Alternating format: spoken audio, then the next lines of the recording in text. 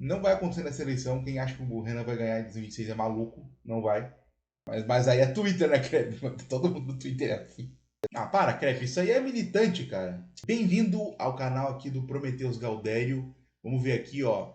Frederico Crepe, o brabo, falando do MBL, debate do Arthur, dos 20 bolsonaristas. 20 bolsonaristas. Salve pessoal, tudo bem com vocês? Espero que sim. Na última quinta-feira saiu o debate do Spectrum com Arthur Duval enfrentando 20 bolsonaristas. Eu imagino que muitos de vocês tenham assistido, né? Ou talvez tenham assistido, quem está acompanhando aqui. Eu queria aproveitar esse episódio para fazer alguns comentários, né? Porque eu vi o debate, né? Ele dialoga diretamente ali com a discussão recente que eu tive aqui no canal, logo depois ali do nosso debate com o MBL. Eu publiquei um vídeo questionando se eles realmente têm condições de ocupar o espaço deixado pelo bolsonarismo na direita, já que essa é a ambição deles. E é para isso que eles estão se movimentando, né? E esse debate no Spectrum acaba reacendendo exatamente essa reflexão. Por isso, eu quero pensar com vocês por que a situação do MBL continua sendo muito complicada quando o assunto é superar o bolsonarismo e conquistar a hegemonia da direita brasileira.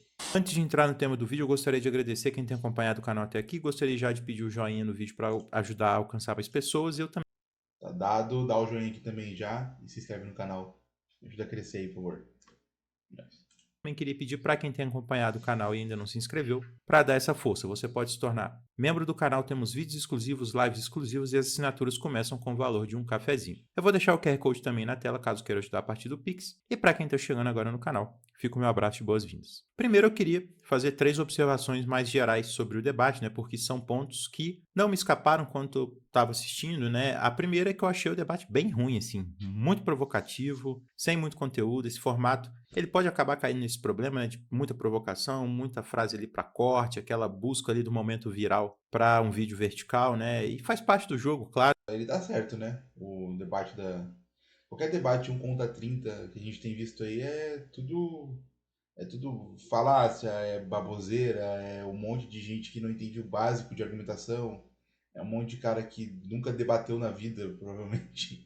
Chega lá e é amassado, né? Todo debate foi um amasso. Então, o único debate até agora que eu vi que foi bom foi o do Arthur contra os trabalhistas. Porque o resto, cara, só debate ruim, só argumentação horrível, só a gente que realmente não entende o que tá defendendo e não sabe. Só a gente que demoniza o outro lado e vai lá pra achar que tá enfrentando o vilão, usa jargão e acaba perdendo. Mas o resultado do debate, na minha opinião, foi pobre em conteúdo. O embate girou sempre em torno ali de mesmas afirmações ali que o Arthur Duval fazia e voltava em looping ali. O pessoal do bolsonarismo respondia sempre com o mesmo discurso, não avançava nada, não tinha muita densidade. E aí entra um ponto que eu até achei curioso. O Spectrum faz fact-checking durante a transmissão no YouTube, né? Eles mostram lá na tela. Eu acho que ele tá falando aqui da parte do Cássio Nunes e do Aras e da Lava Toga, etc. Cara, quem viu o debate sabe, né? Não teve resposta, não teve. Só não teve resposta. O Arthur trouxe a argumentação, a galera ouviu e falava política! Então, ficou nessa, né? Não teve. Realmente não teve um debate por ali, foi mais pra ser entretenimento puro mesmo. E em alguns momentos de fato foram. Alguns momentos de fato foram bastante entretenimento. Uma das teses nas quais o Arthur Duval ficou preso ali o debate quase todo, né, e fez a discussão girar em torno disso, é aquela história de que o Bolsonaro indicou o ministro que deu o voto de Minerva que permitiu ao Lula concorrer à eleição em 2022. Esse ministro é o ministro Cássio Nunes. Só que essa tese ela está errada. O Cássio Nunes ele foi indicado pelo Bolsonaro, mas o processo que devolveu a elegibilidade para o Lula não tem nada a ver com o voto dele. A primeira anulação dos processos e, consequentemente, a volta dos direitos políticos do Lula ali ocorreu em 8 de março de 2021 por decisão do Fachin, e ele entendeu que a vara competente era Brasília e não Curitiba, ele acatou, né, esse pedido, e isso anulou os processos, e quando isso foi levado ao plenário, o Cássio Nunes votou contra. A votação foi 8-3, e ele estava entre os 3 que votaram contra. A única votação que o Cássio Nunes votou a favor do Lula foi em outra discussão ali posterior sobre a suspeição do Sérgio Moro. Aí sim, ele acompanhou o entendimento ali da suspeição, só que foi uma votação também que foi 7-4. Essa decisão não tem relação direta com o restabelecimento da elegibilidade que já tinha sido restabelecida ali naquele processo em relação aonde o processo tinha que acontecer e tudo mais. E aí, o mais curioso é que ninguém no debate corrigiu isso. Ninguém disse, você está falando errado aí, cara. Não é isso, não é verdade isso. E eles simplesmente debateram a informação incorreta, deixaram correr solto como se fosse verdade. Foi um ponto caricato, inclusive, né? Foi um ponto ali que, o Arthur e o MBL já batem nessa questão, o pessoal já tinha que estar mais preparado em relação a esse ponto, né? Eu entendo o que o Crepe está dizendo aqui, Mas a gente tem que entender uma coisa. O problema da indicação do Cássio Nunes não é que ele livrou o Lula. O MBL tem isso como retórica e slogan, porque realmente fica melhor, né? E a galera não consegue rebater por algum motivo. Mas o ponto central é que o Bolsonaro colocou um cara que é garantista no STF. E isso é um absurdo. Isso é um absurdo, colocar um cara garantista no STF.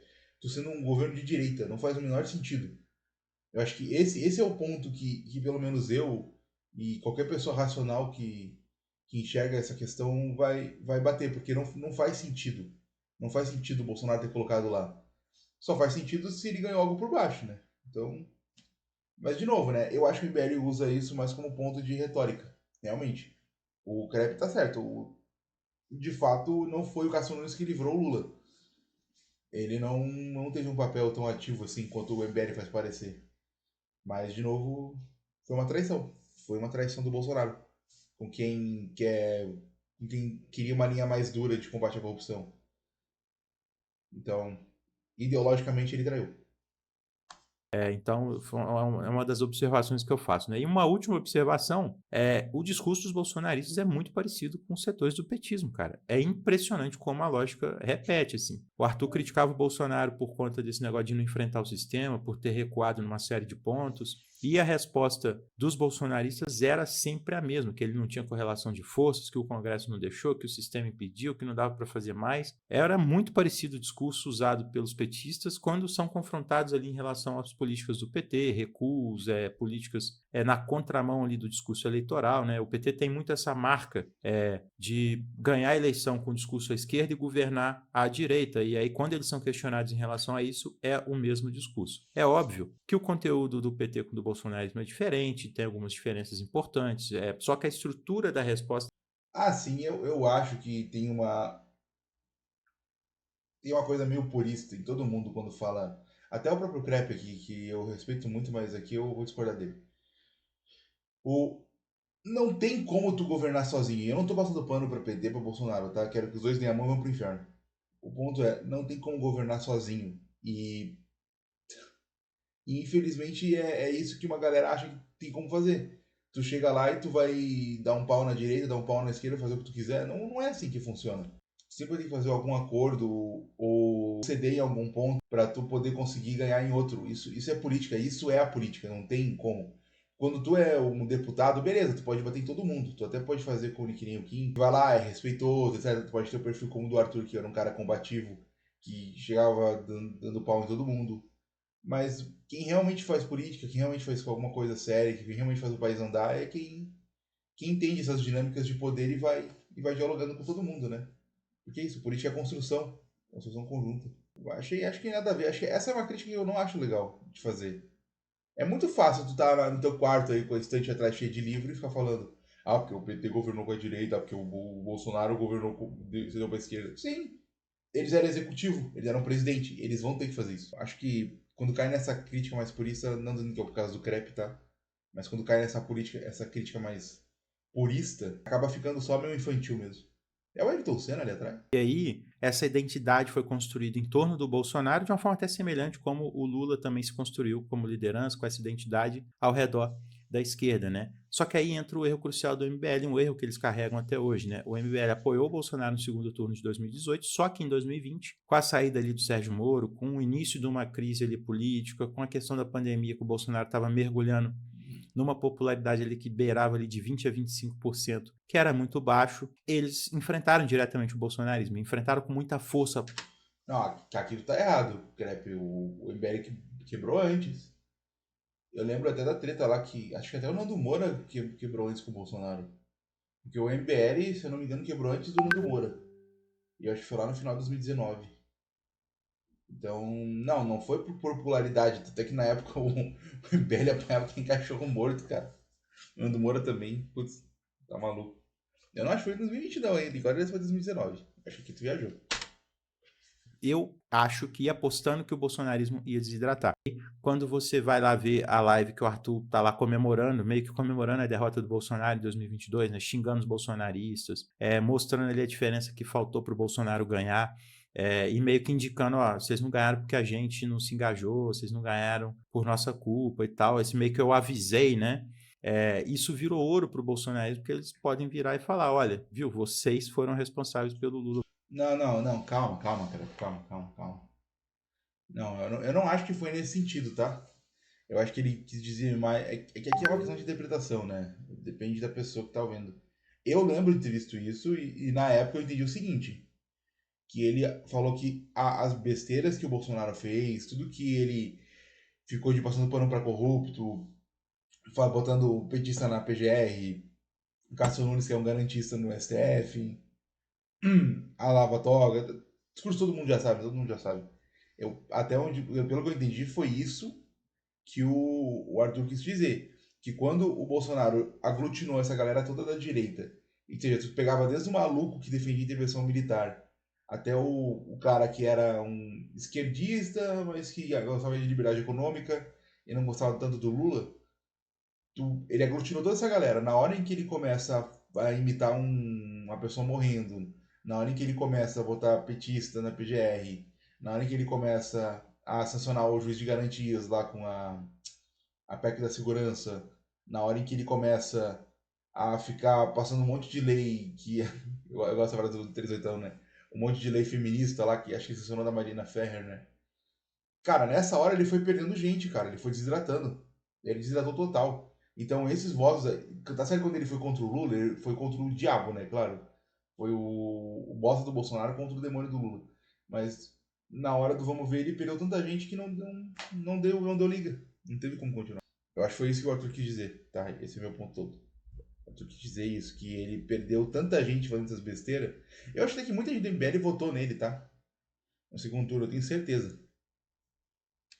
MBL. Depois desse rompimento, ele simplesmente não tem como voltar para debaixo da asa do bolsonarismo, não tem como eles terem um caminho ali para retornar, ainda mais com essa pretensão de hegemonizar igual eles têm. Eles romperam de maneira ruidosa, pública, chamando o ato de impeachment e subindo em palanque com força de esquerda, batendo pesado, foi uma ruptura política de fato. Então, não dá para virar agora e falar, ah, foi mal, gente, ó, vamos junto de novo e tudo mais. Esse espaço do simbólico aí, né, do bolsonarismo não vai comportar isso. Eles estão marcados como traidores e isso não vai se apagar. Por isso, hoje eles se colocam numa posição de enfrentamento ali muito maior do que, por exemplo, se você compara até o que o Ciro passou em relação ao PT. Pelo que me consta, né, o Ciro ele batia bastante no Lula, ele fazia uma oposição muito dura, mas eu acho que o MBL fez mais ainda contra o Bolsonaro em relação, se você compara essa relação. Né? Então, é muito complicado. O Arthur, ele comentou naquele debate do Inteligência. Sobre isso, de fato, não tem volta. O MBL não tem volta com o Bolsonaro. Se o MBL um dia acenar pro bolsonarismo, acabou, porque a militância que aceitar não é a militância que eles querem. Então, o Crep tá totalmente certo aí. Eles romperam 100% e não tem mais o que fazer. O Ciro pode voltar, o Ciro vai acenar. Talvez um dia, num futuro paralelo, o PT até apoiasse o Ciro. Acho que não, tá? Mas. Porque o do PT é hegemônico também. Mas o MBL tentar puxar a gente bolsonarista não vai rolar. O que pode acontecer é a galera bolsonarista parar de ser bolsonarista. O contrário, outra coisa além disso não tem. Tá certo. Que o MBL quer enfrentar um Bolsonaro, alguém da família Bolsonaro. Agora o Flávio, né, foi lançado como pré-candidato. Tem que ver até quando vai isso, até de que forma, né, o Flávio vai se colocar como pré-candidato, se ele realmente vai até o final. Mas ainda é um cenário muito difícil para eles, né? Mesmo que eles cresçam um pouco, que eles façam mais votos ali que o Amoedo fez em 2018, ocupando um espaço na direita, quem está mandando na direita é o bolsonarismo, ponto.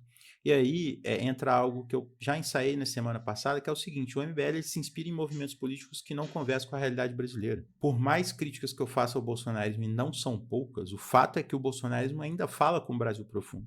Ele conversa com o conservadorismo enraizado ali, com a religiosidade popular, especialmente os evangélicos, com a linguagem ali que boa parte da sociedade reconhece, com as figuras elas se aproximam desse Brasil profundo. O bolsonarismo entende esses símbolos aí que estão estruturando a cultura política brasileira, por mais que em alguns momentos sejam muito toscos e tudo. O MBL não tem isso. O MBL tenta imitar alguns modelos da Europa ali, da direita europeia, um modelo muito distinto do que funciona aqui, é uma leitura que não bate com a realidade do Brasil, e aí vira um casamento entre uma tentativa de achar que vai fazer o que fazem ali em El Salvador em relação à segurança, só que o bolsonarismo também quer fazer isso e reivindica isso.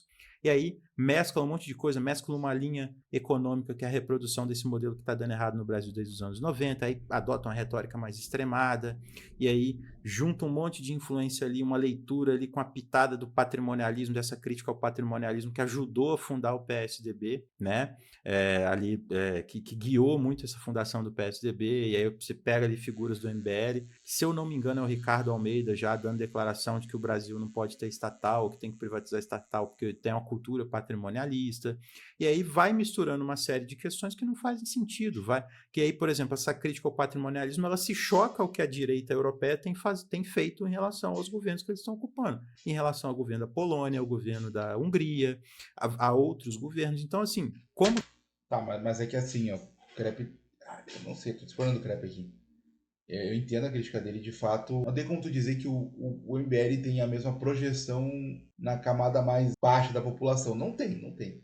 O cara que tá quebrando pedra no interior de Chique Bahia não vai entender o que o Renan tá falando. Isso é verdade, isso é um fato. Mas eu acho que esse nem é a ideia do MBL. O MBL não quer pegar essa galera. O MBL, ele sabe que não vai conseguir. Eu acho que o MBL quer fazer é formar a elite, e aí a partir disso a elite formando a população com um discurso mais raso. Porque o Bolsonaro foi justamente o contrário, né? O Bolsonaro, ele tentou, ele tentou e funcionou, né?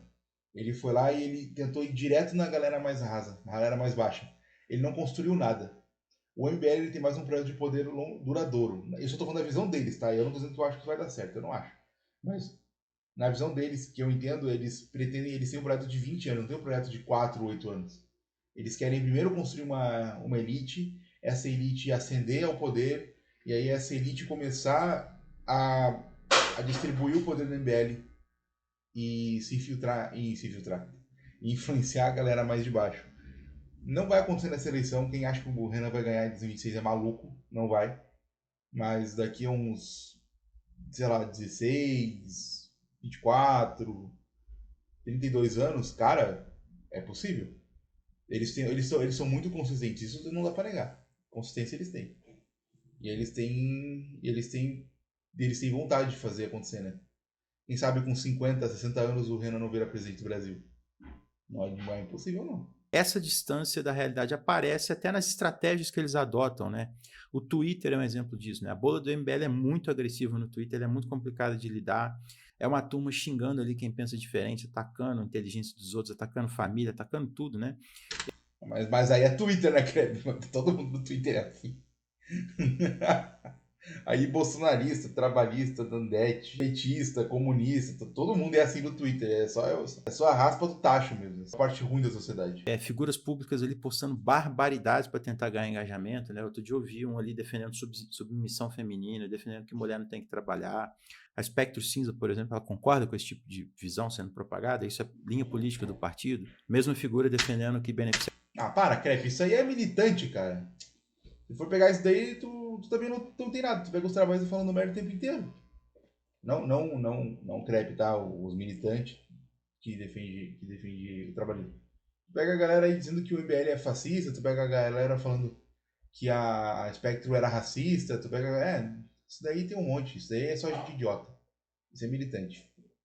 Você está excluindo ali uma parte importante do país, ou quando você está falando que foi dito sobre as mulheres, né?